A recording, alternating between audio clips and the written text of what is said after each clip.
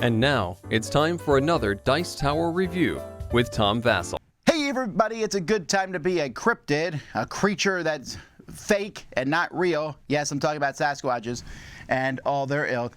And the reason it's good, because they're in games everywhere. Here's Cryptid Cafe, which has nothing to do with other games that are called Cryptid. This is a worker placement game in which you're fulfilling orders. And in fact, this game reminds me a lot of app games where you're fulfilling orders, where like someone comes in and sits down at the table and they're like, I would like a hamburger, a hot dog, and a drink. You're like, yes sir, and you get that for them. And then they give you a tip based on how fast you are, but if you take too long, they get mad and leave. There's not just a couple of these games on apps. There are many of them. And so this is trying to be the exact same thing, except the food is weird, like a BLTE, which is a bacon, lettuce, tomato eyeball sandwich. And you're doing it, again, like I said, placing workers on the board to get things. Let me show you. In this game, players are serving cryptids, which are going to start here, and as the game goes by, they're going to be progressing down, and you'll be adding more cryptids here. Each of these cryptids has some specific foods they're trying to eat, and a certain amount of the different kinds of delicious, disgusting, what do we have? Hexpresso, hot apple spiders, BLTE, cinnamon monster rolls, and albondigas, whatever. Anyhow, you're trying to collect these and by using your waiters. So here I'm playing the Sasquatches, and each round of the game you're going to be sending them one at a time out to these spots. You can put them on different spots. You can't put something on the same spot more than once. So I can't put another Sasquatch there, but I can put a Sasquatch there. Why would you pick 2 over 3? Well, I'll show you in a moment. So once everybody is out on the board, then we're going to start over here and move over. If you are the bottom spot, you may pay a coin, and coins are the game's currency and victory points. You can pay a coin to move up. So for each spot you move up, you basically switch with everybody else. Once you do that, you can only do it once, and you have to be at the bottom to be able to do it. Then the number that's here, that's how many of that resource you get. You're collecting these resources.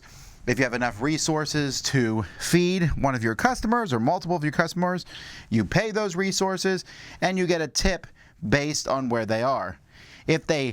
And then everything's going to slide over at least 1. You can slide them over 2.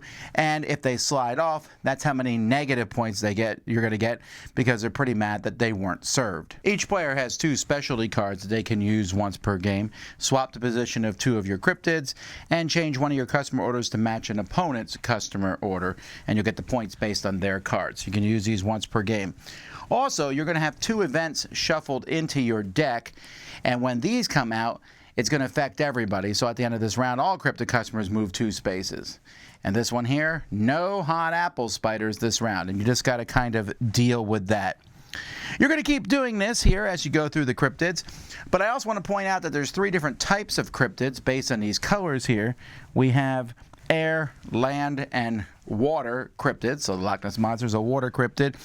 And at the end of the game, you're going to get bonus points if you serve 3 of the same type and more of that same type. So if I have 3 waters, I'll get 3 points. If I have 4, I'll get 4 points, and so on and so forth. But you have to have at least 3. Add that to the money you got over the course of the game, and whoever has the most money is the winner.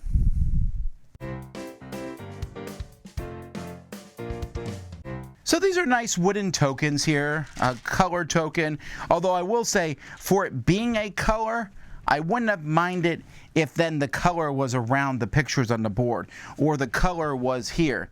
They're colored, but then the color isn't on the other stuff, which I found to be kind of a weird thing. You're supposed to put them out on the different spots on the board, that's fine, but when you're collecting them in front of them, the color is almost more of a distraction than anything else. Now, the art in the game is good. We have all these different, these are cute chupacabras, and look at this bunyip here. He's on his computer or on his iPad, and this Loveland Frogman is messing with the salt and pepper shakers. Better not break them or he'll pay for them. Each of the different teams has their own number of skulls on the back, which only matters because you're going to be putting in events that match those. So you see these events also have 5 skulls on the back. The board itself that you have here folds in half that you're going to put in front of you. And then there's this big board here. And that's pretty much it.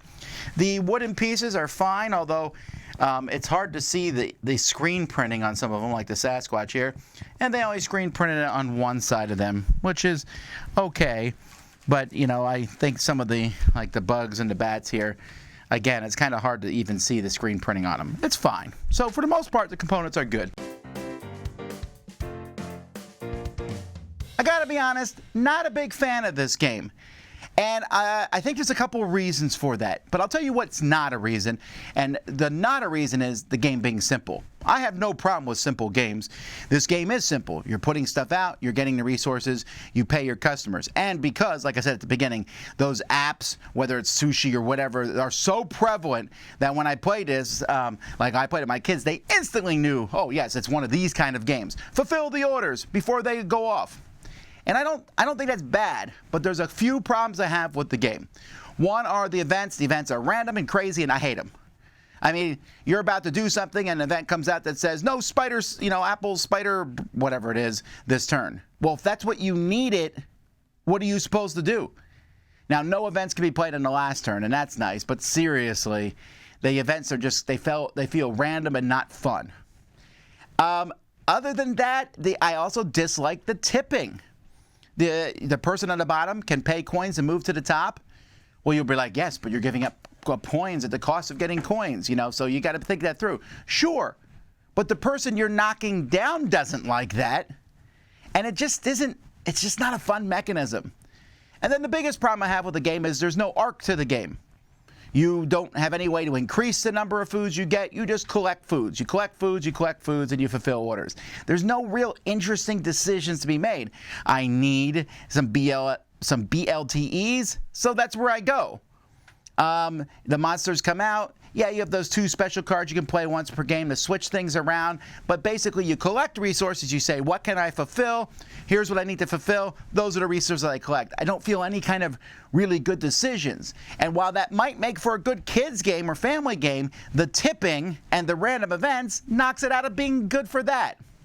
So it's okay. It's a good first effort in a sense. I don't think I've played any other games from this company.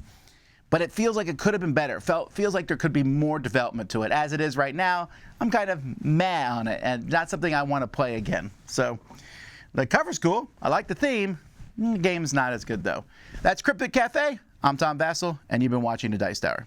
Dice Tower Judgment, kind of boring.